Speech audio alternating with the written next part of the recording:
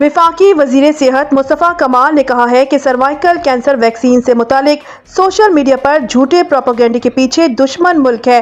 اہم ثبوت سامنے آ گئے ہیں۔ مصطفیٰ کمال کا کہنا تھا کہ سروائیکل کینسر ویکسین سے متعلق سوشل میڈیا پر جھوٹا پروپیگنڈا دشمن ملک پھیلا رہا ہے۔ اس حوالے سے ملنے والے ثبوت چشم کشا ہیں۔ عوام پروپیگنڈا کرنے والوں کے مقاصد سمجھے۔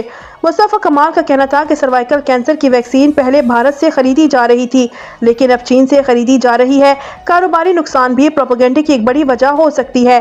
وفاقی وزیر صحت کا کہنا تھا کہ انہوں نے اپنی بیٹی کو میڈیا کے سامنے لا کر ویکسینیشن کروائی تو ویکسینیشن کی شرح 40 سے بڑھ کر 58% ہو گئی۔ اہل خانہ کا کہنا تھا کہ بیٹی کو ماسک پہنا کر لاؤں، لیکن اس سے مشکوک اور شبہات جنم لے سکتے تھے۔ مجھے پوری قوم کی بچیاں عزیز ہیں، اسی لیے اپنی بیٹی کو میڈیا کے سامنے لا کر ویکسینیشن کروائی۔ ان کا مزید کہنا تھا کہ اگر ہم کسی بیماری کی ویکسین نہیں لیں گے تو اس سے کیسے بچ سکیں گے؟ میری بیٹی کو ویکسین لگوانے سے ویکسینیشن مہم پر مثبت اثرات پڑے ہیں اور اس حوالے سے مثبت ٹرینڈ دیکھا جا رہا ہے۔